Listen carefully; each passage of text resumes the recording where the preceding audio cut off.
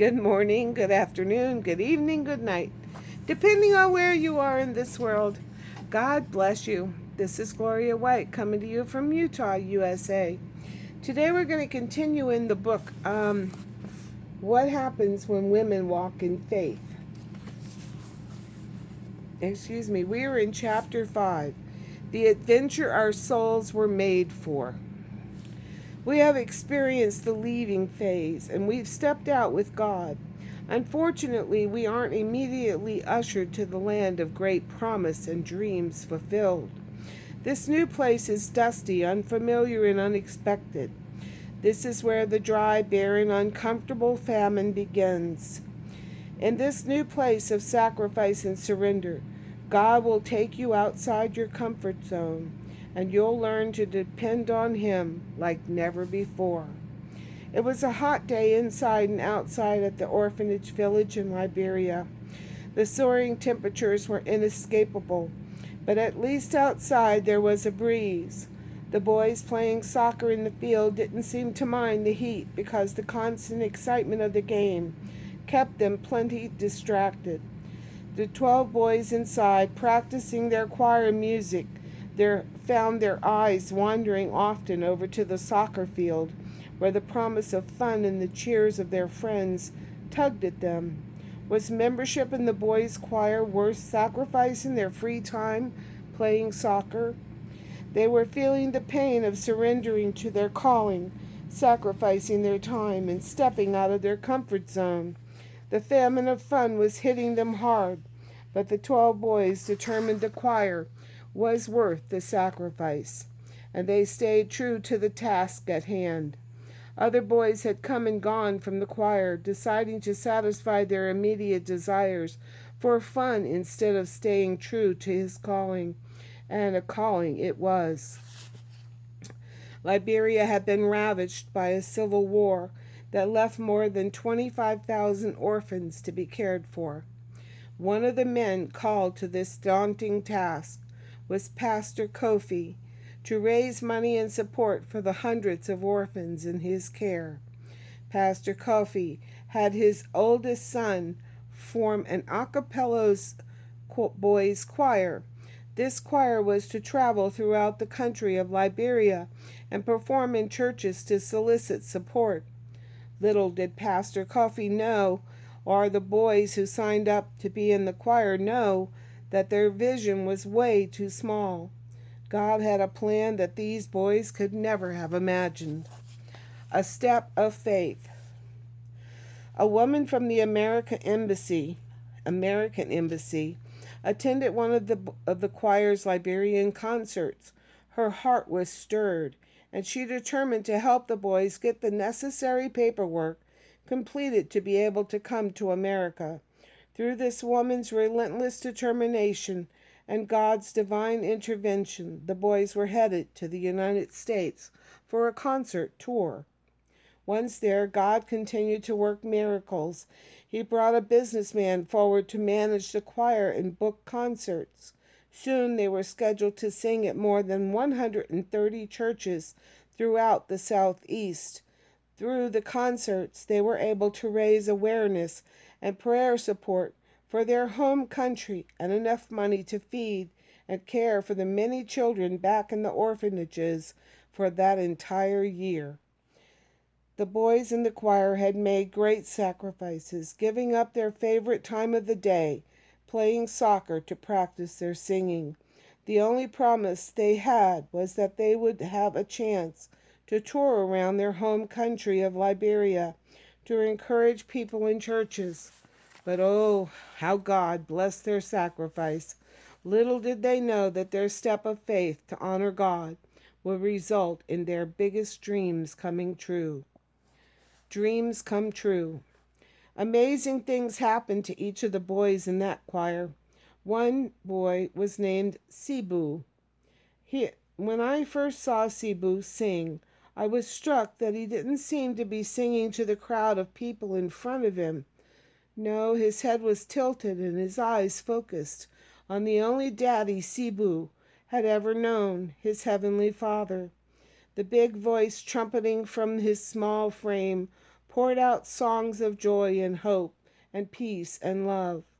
Through his life, circumstances had been void of the things that bring hope, joy, peace, and love to most children. These qualities were evident in his life because God reigned so richly in his heart. Cebu's joy wasn't a temporary happiness that comes on sunny days and then quickly fades. His hope wasn't based on a bright future. His hope was rooted in Jesus and Jesus alone. His heart was filled with peace and love, even though he didn't have a warm bed in a nice home with parents who tucked him in with a prayer and a kiss each night.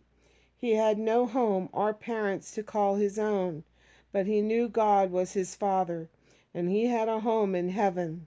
He also knew that God answers the prayers of his children, so he prayed that God would make a way for him to find a mommy and a daddy.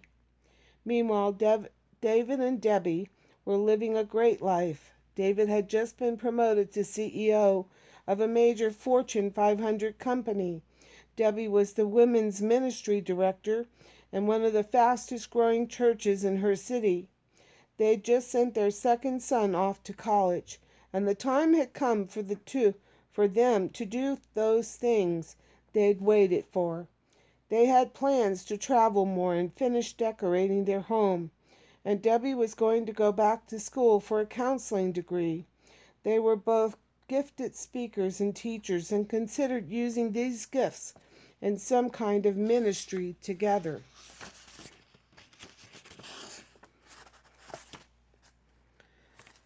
All of that came to a screeching halt when God brought Cebu and his friend into David and Debbie's life through the concert tour. Instantly, David and Debbie fell in love with these two boys and prayerfully decided to adopt them. After these boys settled in, David and Debbie kept hearing them talking about their brothers, sisters, and a special friend still in the orphanage. Soon this empty nest couple became the proud parents of 8 children, 2 biological and 6 adopted from Liberia. Faith in the famine. Little Cebu had been a forgotten child in a third world, war-torn country. But he was a boy who prayed, stayed strong in his faith, and was obedient to walk through every open door before him. And so the orphan became the son of one of the most influential and powerful businessmen in America. Do we serve a big God with big plans or what?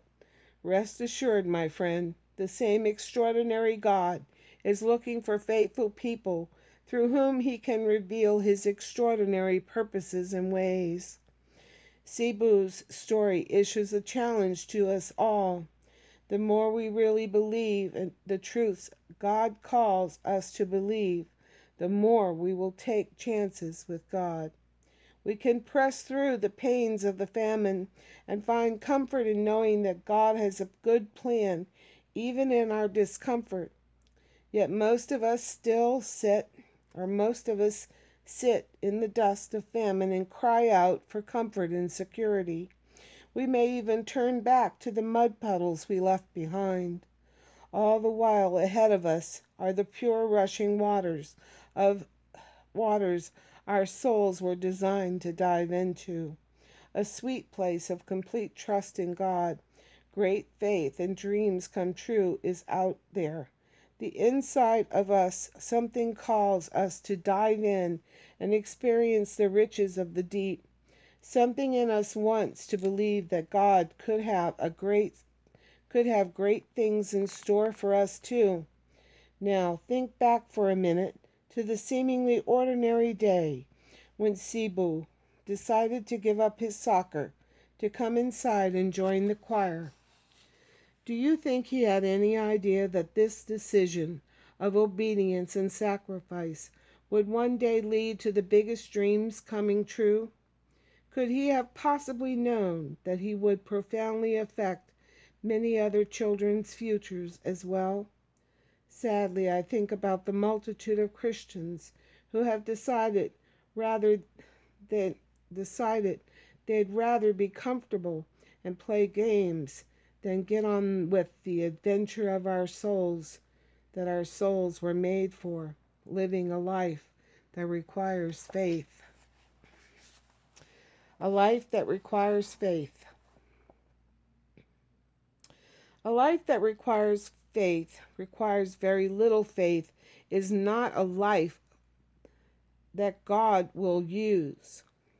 When we are willing to embark on a life that requires faith, we are more aware of God and His ability to provide for us in every detail of our lives.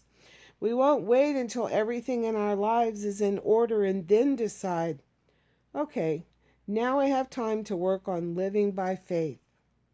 We will never ever have ever we will never have everything in order. And faith can't be dispensed like a can of soda from a machine. Faith is learned through life, through the messy and unpredictable everyday events that often stumble us. We become aware of our desperate need for God. I have determined that once I leave the mud puddles of the past, I will not look back regardless of how hard the famine gets. I'll focus on what is ahead and find joy in knowing God always comes through. Let's play a simple game. Without looking, can you name those faces? Name whose faces on the $1 bill, the $5 bill, and the $10 bill. I recently posed this question to more than 1,000 people in a church service. I then told them to raise their hand if they could say, without a shadow of a doubt, all three answers. The crowd looked around to see only 3 people out of 1,000 raise their hands. Odd, isn't it? These bills pass through our hands on a daily basis, and yet we live our lives so unaware. Do you know the answers? Washington, Lincoln, and Hamilton, in that order. And then the point isn't that we should pay more attention to money. No, that's not the point at all. The point is that we must get to the place where we pay more attention to God at work in our lives daily. If we live our lives unaware of God in the small things, we're probably living unaware of His presence in the big things as well. How vitally important it is for us to surrender our hearts to God and ask Him daily to reveal His plans and perspectives to us so we don't miss His activity and His glorious plans for our future. Look for God's activity around you each day, for your outlook will change. Your faith will take on a new or a fresh excitement, and you'll start walking toward the amazing places God is so excited to lead you to.